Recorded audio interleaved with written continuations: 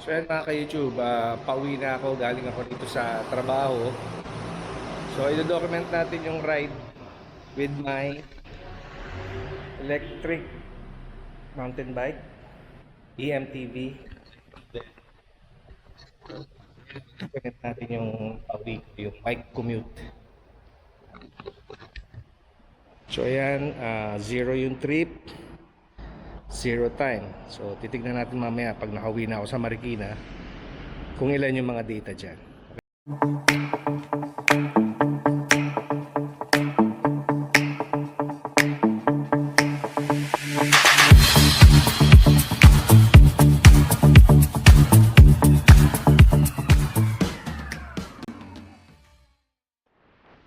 Ayan, lagi na tayo. Na. So yun mga YouTube, lagi na tayo. So dito tayo ngayon sa may Makati, sa Rockwell, my place of work. So bike commuter ako, bike to work. Ngayon pauwi na tayo. So yan, ito ang Rockwell vibe paggabi. So let's go.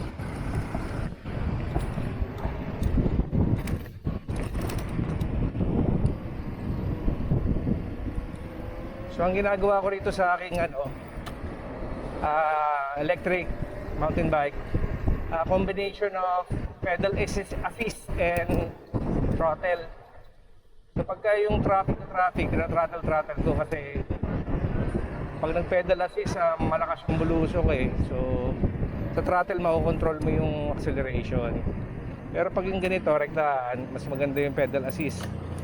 Kasi malakas yung bulusok, tsaka tipid sa sa battery. Unlike throttle, magastos sa battery. Ayan.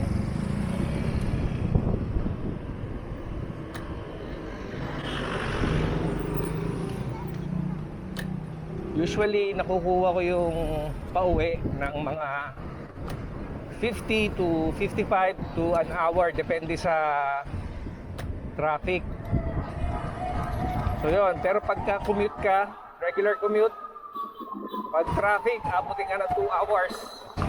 In a regular day naman, wala traffic, 1.5 hour to 1 and 20 minutes, maswerte ka na nun. Pero an average of 2 hours talaga yung commute pag papunta rito, Marikina to Makati to Rockwell. Ayan, kaya talagang bike commuting ako, lalo na tong electric mountain bike. Before naka manual ako, nababiyahe ko siya ng mga mga 1 hour o kaya 1 hour and 10 minutes. So okay pa rin, mas mabilis ka pa rin sa regular commute. Sasakay ka ng mga public utility vehicle. Ayan. Maganda rito sa mountain bike, chill lang ang ride mo. Hindi ka masyadong mabilis, hindi ka rin mabagal. Lalampasan ka ng mga motorsiklo, ng mga mga sasakyan. Pero hindi ka lalampasan ng regular bike kasi ang speed mo rito, average speed ka ng mga 25 kilometers per hour to 30. Ang top speed ko rito, 37 kilometers. Hindi ko na pinatataas pa kasi nakakatakot din. Ang top speed nga pala nito is 55 kilometers kaya niya. So yan, Traffic Friday. So dito lang sa gilid-gilid.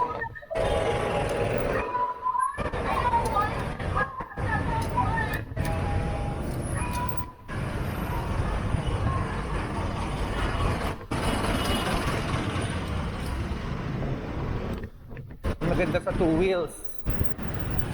Kaya sumingit.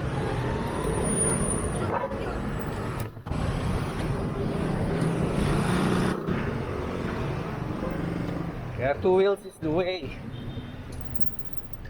pagka commuting.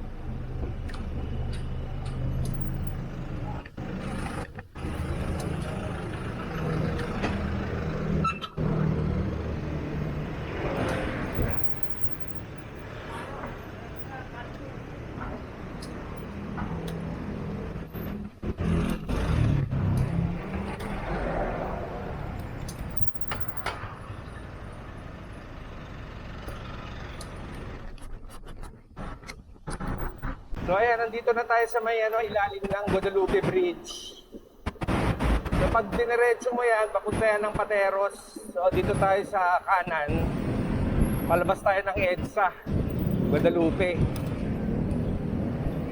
So dadaan tayo ng EDSA. This is my yung usual route.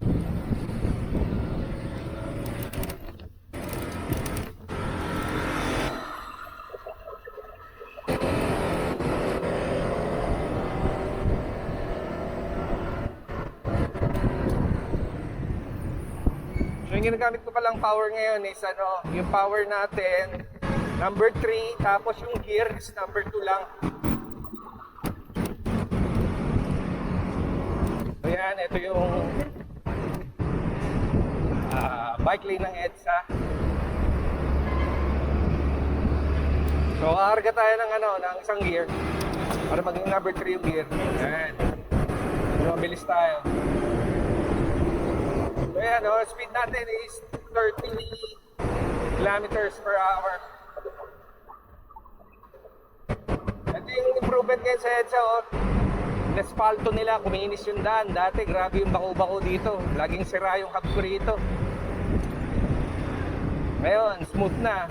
Pero hindi pa totally lahat Hanggang lang to. Hanggang show.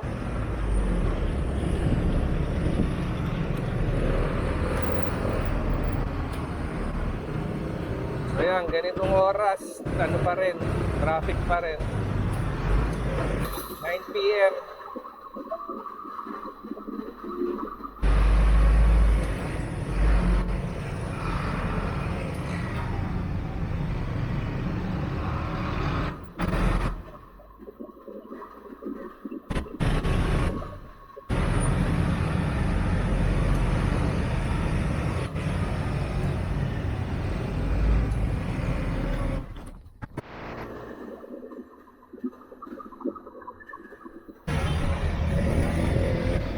So, dito na tayo sa may Mandaluyong. Kalalampas lang natin ng Boni. EDSA. So, traffic. Pero moving naman, lalo na rito sa may bike lane. And motorcycle lane na rin siya pagka ganito. Pinapayagan naman yan ng mga enforcer.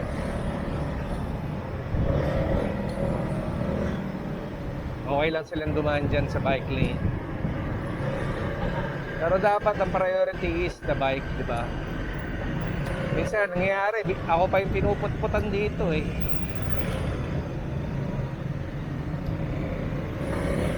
So yan, hanggang dito, pa rin, asphalt pa rin yung bagong asphalt pa rin tong ginawa. So smooth yung yung road. Walang mga bumps. Dati, bako-bako to. Pero hanggang dito lang siya. So, dito siya show. Balak niyan, buong EDSA yata, gaganito. Yeah, asphalt. So, maganda.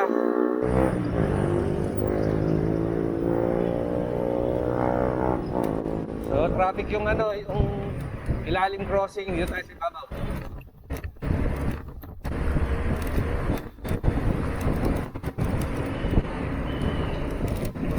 Walang tao sa ibabaw. Usually ko dito Christmas season, tapos Friday, dapat to? Traffic. Pero maluwang.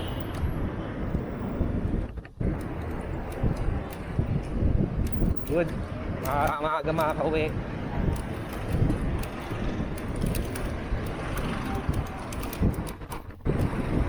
So, dito na tayo sa may Shaw Boulevard. Ayan yung crossing. Ayan, after niyan, na yan? Mega Mall. So, ayos, nako.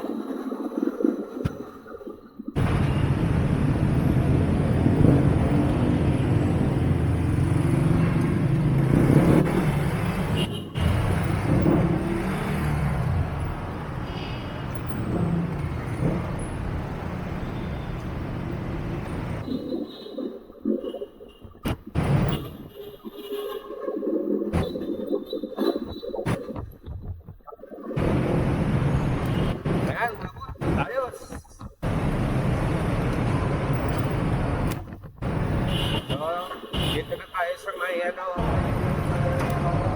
sa may Shangri-La tong nasa right side ko eh, Shangri-La. Tapos sunod dyan yung SM Mega Mall.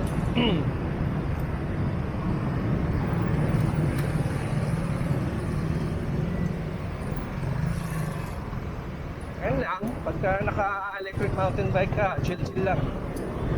Nakakasabay ka rin. Hindi ka masyadong mabilis, hindi ka naman masyadong mabagal.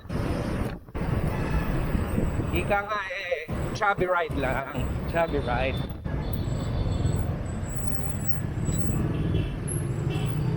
Yan.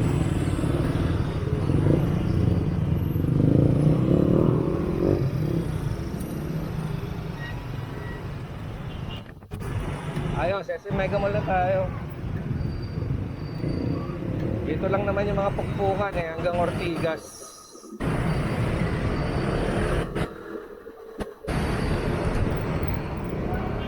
Mamaya maluwang na yan. Lalapasan natin to.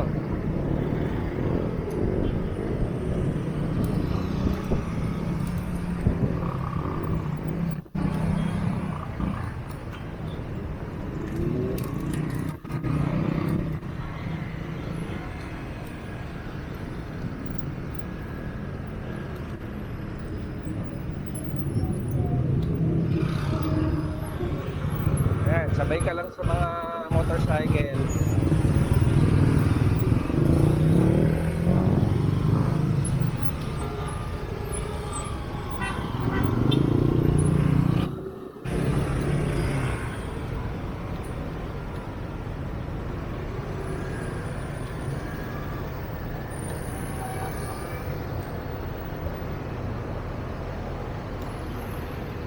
Halos kabisado ko na itong mga ganitong senaryo. Halos araw-araw ba naman eh.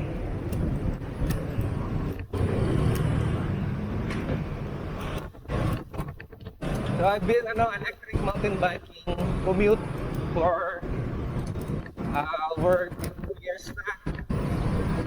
So sa February magti 3 years na itong electric mountain bike by Velo.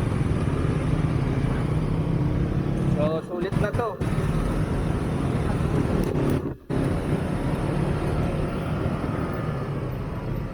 Para ako naka-enduro nito eh.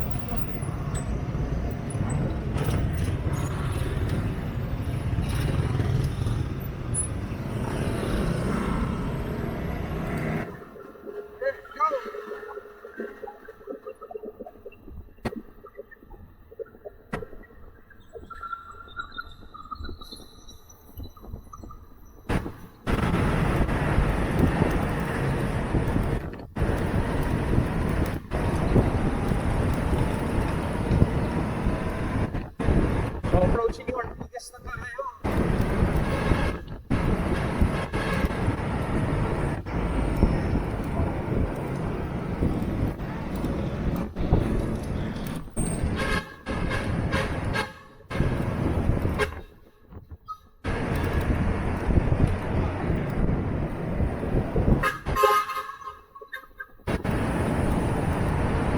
Traffic sa ibabaw, dito tayo sa ilalim.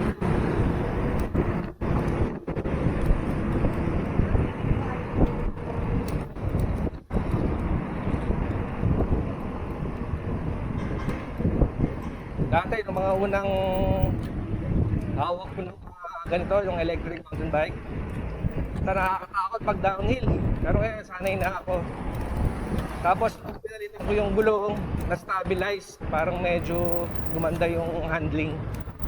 Kaya ayos. So ito na, nandito na tayo sa may Ortigas Shrine. Ayan. Stoplight.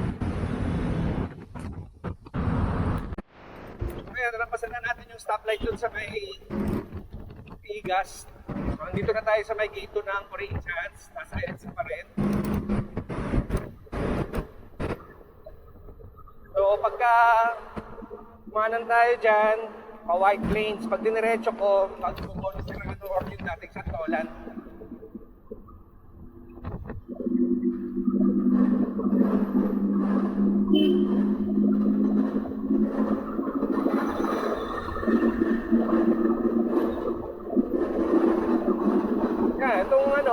Electric mountain bike, nakakasabay lang dito sa EDSA.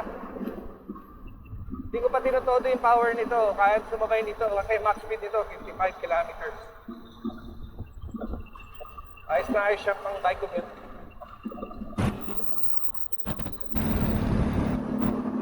Dito ko lang tayo sa may Boni Serrano. Malaki yung daan dito, tsaka ano, hindi bako-bako sa White Plains kasi ano eh, yung pagkaka-asfalto ng daan, bako-bako. Pangit. Nakasira ng hub.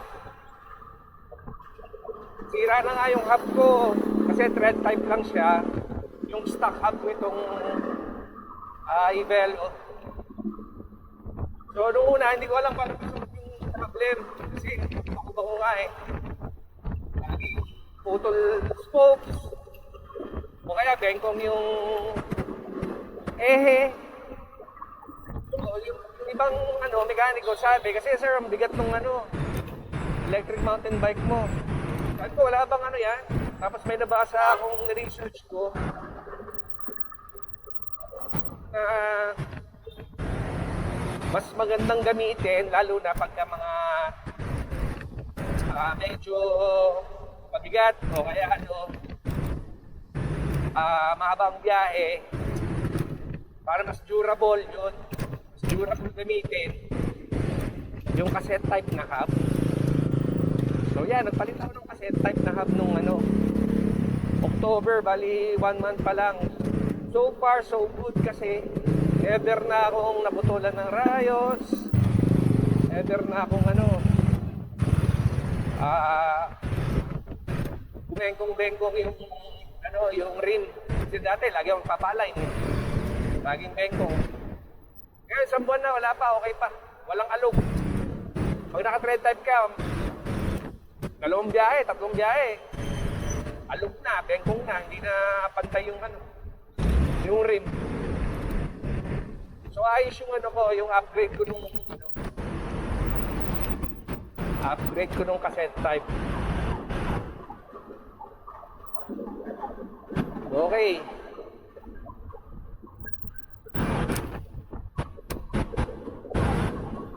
Naakop naman nito yung bike lane, no? Ang layo pa ng kanan eh. Kakanan na siya.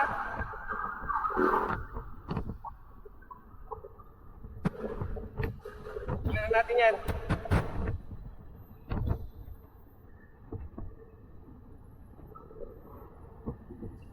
Yun, pagka mo-overtake ako, in-increase ko yung power eh.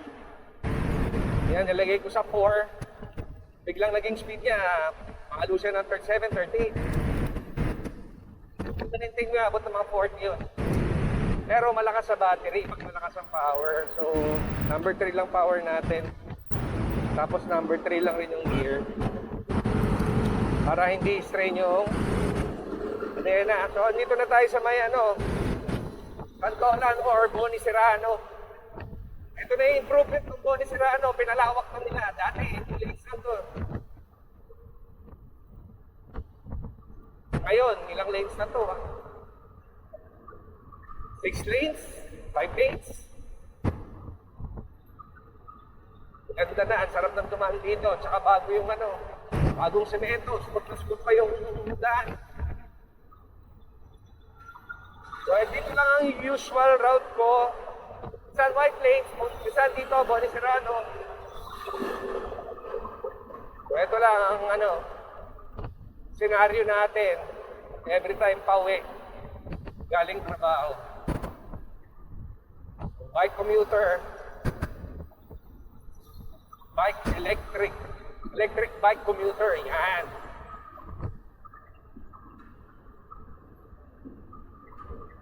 Kaya naman ako nag-decide na bumili ng ganito. Unang-una nung pandemic. Ayoko mag-commute kasi baka mahawa ka. Public Tapos yun. Babike ako lagi naman ako nalalaspag. Parang tamad ka na magtrabaho kasi napagod ka na sa bike ng manual. So naisip ko magganito. So ito yung sagot. Wala pang babayarang gas. Ayan.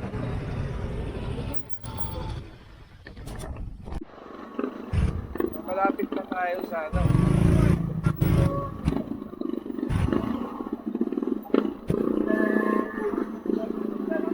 So, andito na tayo dun sa ano, sa pa-stoplight ng ano, Katipunan.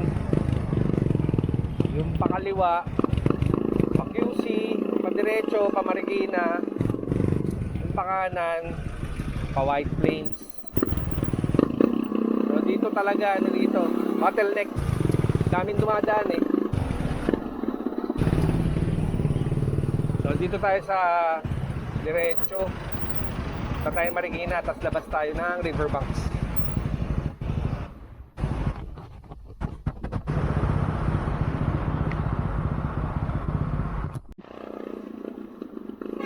So ayan, pababa na tayo ng ano, Riverbanks and Palibis.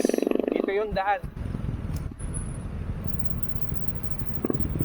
Yun, as you can see, traffic. Kasi it's a Friday. Daming ano, nasa kalye.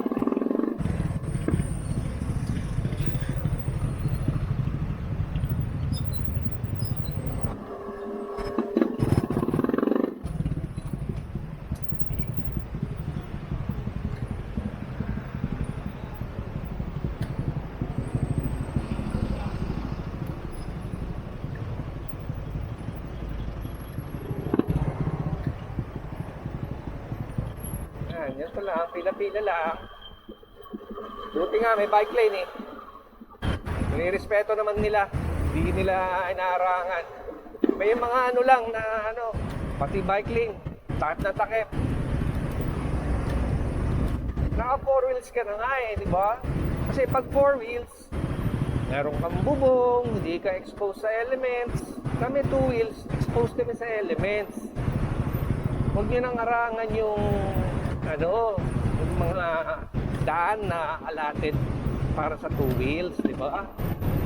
Yun lang naman. Ayan, traffic.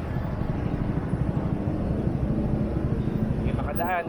May umarang na naman dyan. So, andito na tayo dun sa ano, papunta ng Marikina. Yung pakanan yan, papunta ng Libis yan. So, dito tayo, Marikina. Marikina, Antipolo, Baguio, ito. Riverbanks, dito rin.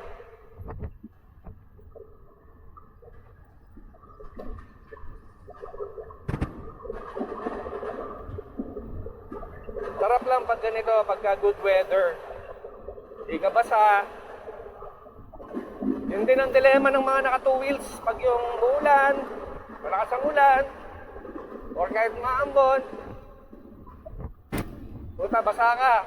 Sa kabili mo, dumi mo. Matilamsik. Yun, tas ang ginaw. Lalo pag gabi. Kaya pagdating mo sa bahay, kulubot-kulubot yung mga naka-expose sa ano eh. Yung mga kamay mo, paa. Kulubot-kulubot dahil sa basa. So yun ang mga dilema ng ano, mga nagra-ride ng 2 wheels like motorcycle, bicycle, electric bicycle. Ayan.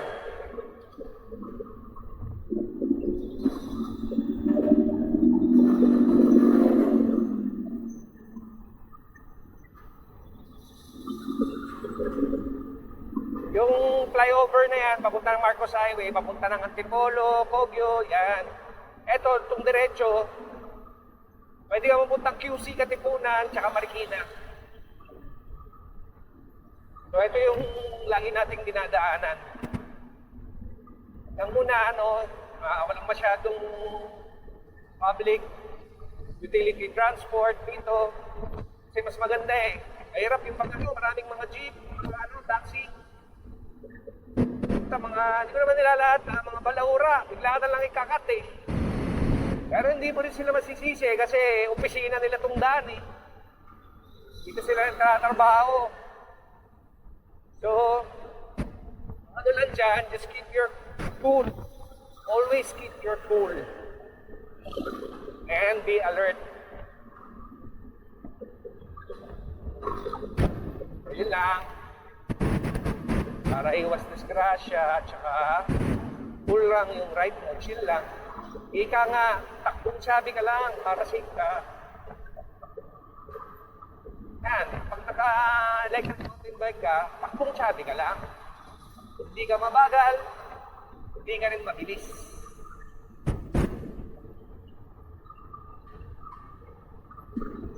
Yan, Burbox na tayo, pa-traffic na. Daming tao ngayon dyan. Lalo ngayon, Friday, tapos may perya dyan.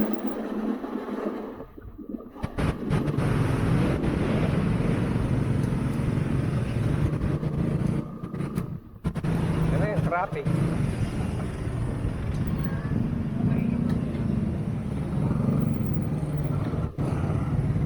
Hanap tayo ng hindi traffic.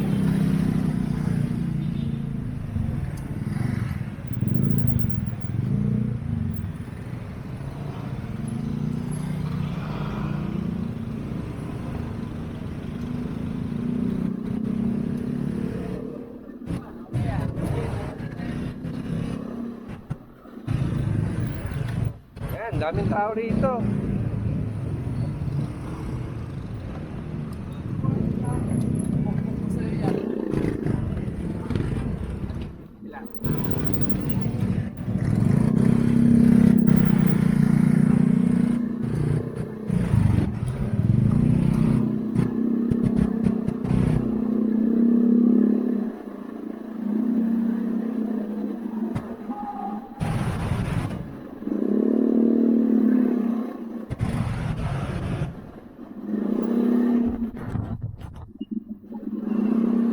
Daming namamasyal, kaya ano, kahit gabi na, dami pa rin tao. Kasi merong ano dyan, mga rides, mga tiyangge. Tapos Friday pa, karamihan walang pasok ng Saturday. Yan ang nangyari dyan. Sobrang traffic na.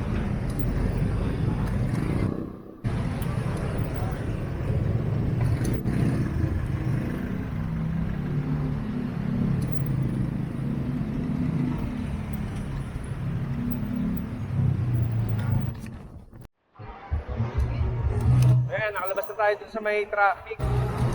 Dito yung mga ano, mga kainan, rides, perya, Lupenbet. Doon, no? Make some money. Yan, no? Daming tao. So, dito tayo dadaan sa ano, sa may Provident Village para hindi tayo dun sa main, para walang mga public utility transport.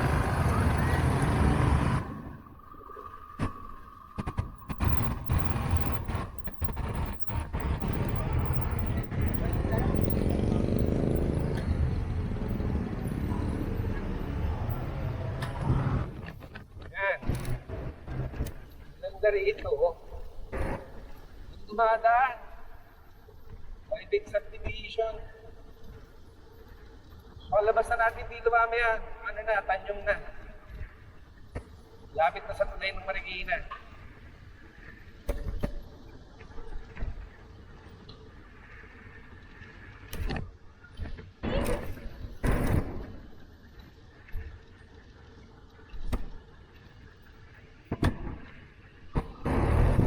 Medyo na traffic tayo dun sa may riverbank, sa Kata.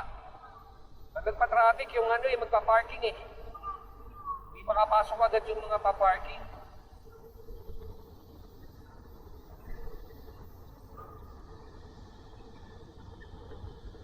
Ano naman yun ha? Bilampasan pa natin yung kotse.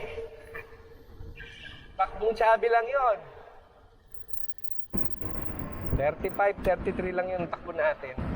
Pedal assist yun mga ka-YouTuber. Hindi ako nagta-throttle. May pedal assist tayo. Pero ghost pedaling mostly. Hindi ko na nilalagyan ng laman. Para cool lang.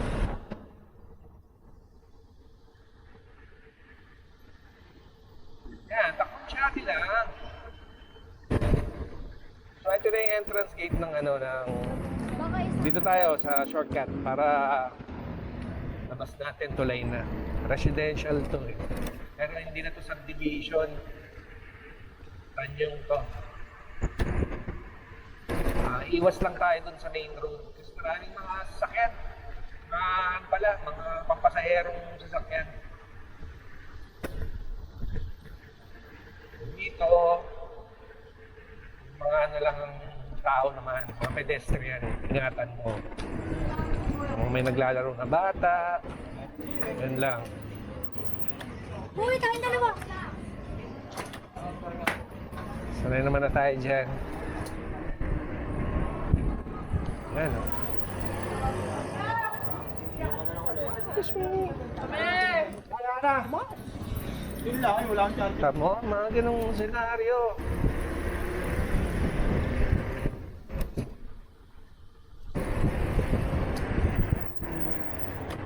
Adjust ka, ikaw ang tatabi.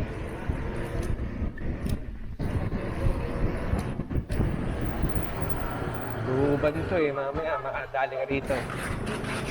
So yun, ito na yung palabas ng tulay. Kung diniretso mo yan, ilog yun. Ayun yung ilog na Marikina. So, palabas na tayo ng main road ng Bonifacio Avenue.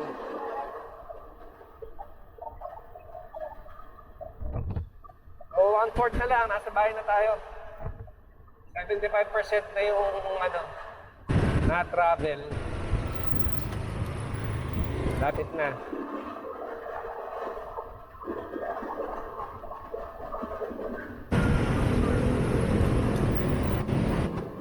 Ayan, mga ka-YouTube.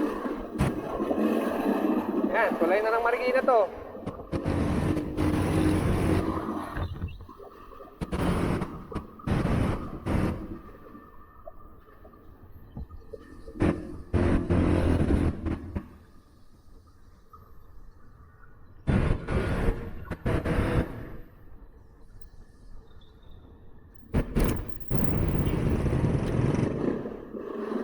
Diretsuin na natin to.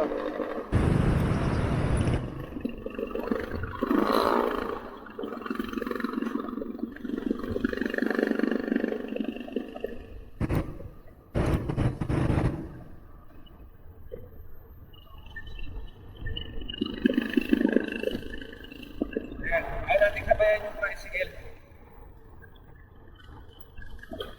Ito maganda rito sa electric mountain bike. Hindi ka magiging cause ng traffic sa speed mo. Ayan, traffic. May ginagawa kasi dyan. Ayan mga ka-YouTube, nakalusot na tayo dun sa may traffic, dun sa may stoplight sa may bayan. Ito, papunta na ng Concepcion to.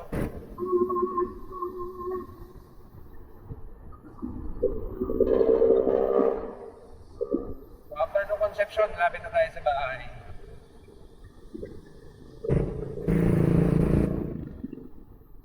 Mabari ng binabiyahe ko. Kaya pagka nag-commute ka, abot ka ng mga 2 oras, sigurado ka dun. Dito tayo para sa walang mga public utility vehicle. Kasi pag doon, pag sinundan ko yung jeep, puro jeep doon. Kung stoplight pa, dito tayo.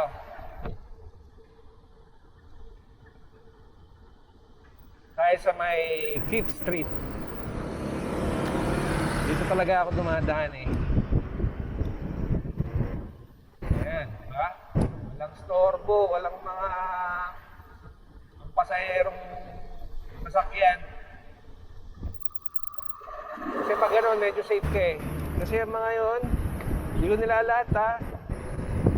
Wala, bara-bara. Bakala ka kung masagi ka. Pag nasagi ka naman, nabangga ka, walang pambayad. Masabihin, pakulong nyo na lang ako. Kaya, hanggat maaari, iwasan mo na lang sila, di ba? Maharap ka ng daan na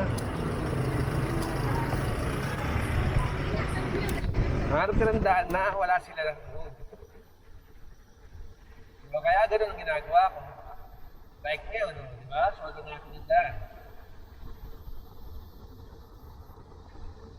Mas mabilis pa ako nakakauwi nito kasi shortcut pa to.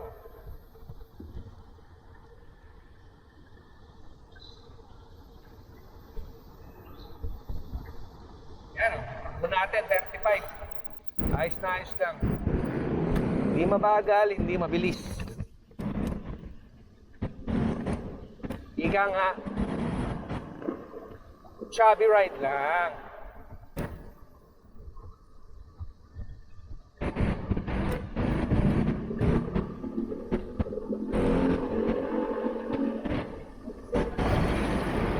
Yan na, lapit na tayo sa Concepcion. Puro private vehicle lang ang dumadaan dito.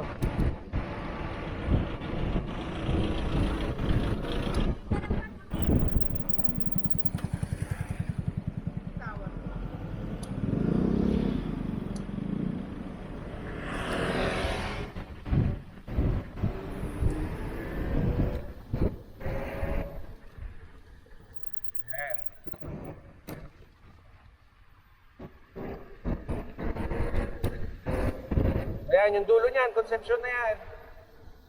Lapit na tayo sa aking paroroonan, sa aking bahay. Basta ang lagi ko lang pinagdarasal, keep me safe, Lord. And give me good health. Yan.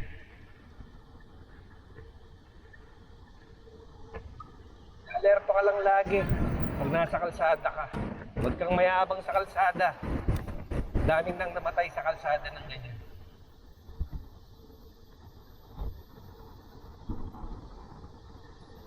Diba? Ang danundan sa ano natin. Kasi ano to eh, hindi dinadaanan ng mga public transport.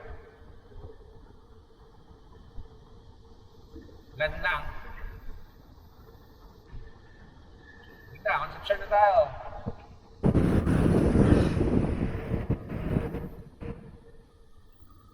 So, kaliwa tayo dyan.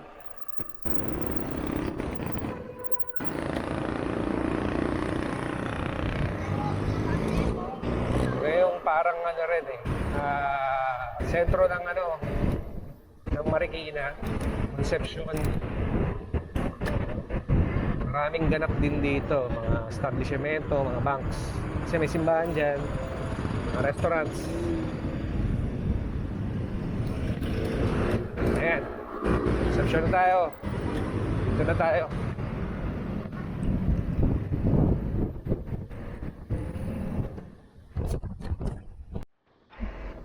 Ayan, patuloy lang yung ano natin, yung ride. Dito na pala tayo sa may ano, bandang Tumana. Concepcion 1. And dito pa rin tayo sa ano, sa inner road, hindi tayo doon mismo sa ano, main road. Para iwas nga doon sa mga ano, public utility vehicle. Although may dumadaan dito mga UV, dito rin ang route nila. Pero mas safe ka dito. Mas less yung iintindihin mong mga ano, threat sa kalsada. Kaya ganyan lang. Ayan, alas ano. 48 minutes na tayong bumabiyahe. Diba, laking tipid. Sabi ko nga, pagka magkukumute ako nito, 2 hours. Ano pa yun? Hindi ka pa sigurado nun. Minsan, malala, mga 2.5. Pero pag ganito, 2 wheels, lalo na siguro kung motorcycle, baka nakasubok ng motor eh. Pinakamabilis ko, nakuha ko lang siya ng ano, ng mga 47 minutes. Pero hindi ano yun ha, hindi todo yung power. Wala lang traffic, hindi ka lang bumabagal sa kalsada. Pero yung naka 1 hour ka, or more, kahit mga and more minutes, panalo na yun.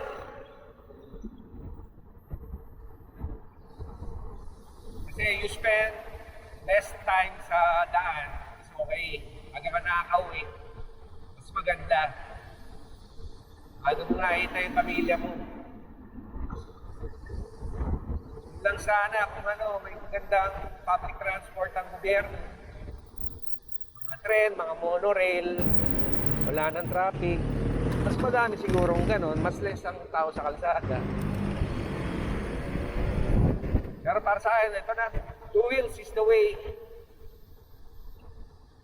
Electric bike, manual bike, electric motorcycle. Yun. May gusto akong ano dyan eh. Yung Ziho A8. Okay yun. Mga Ziho electric motorcycle, maganda. Yan yung ating susunod na pag-iipunan. Yung ano kasi, Gogoro. Okay sana yung concept nun eh. Ganda sana, ang mahal-mahal naman. Pang ano, pang elite. Hindi pang masa. Papatok yun kung bababa nila yung price ng mga motorcycle. Gogoro maganda kasi battery swapping yun. So, kung sa subscription mo yung battery mo, pag mawawala ka na ng battery, may mga battery place na pwede mong puntahan, na swap mo yung drain battery, tapos fresh battery ka. Kahit sa probinsya abot ka, basta't merong place na merong Gogoro battery station. Maganda yung konsepto, kaso pang elite eh, ang mahal nung mga unit nila. So yun. So maganda yung Ziho. Panis yung mga 150cc na ron.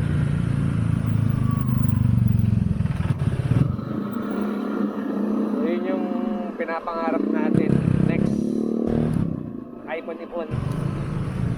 Or pwede naman ding gusto ko rin mag-try ng mga motorcycle. Matuto ng gas-powered motorcycle. Yeah, ayaw. Kung maganda sa bike, pwede ka sa sidewalk. Paminsan-minsan lang. At syempre, priority pa rin dito sa sidewalk yung mga pedestrian. Ayan, mga YouTube. Dito na ako sa aking place of destination. Dito na ang aking bahay. So, yan na. So mamaya papakita ko yung data natin dun sa display.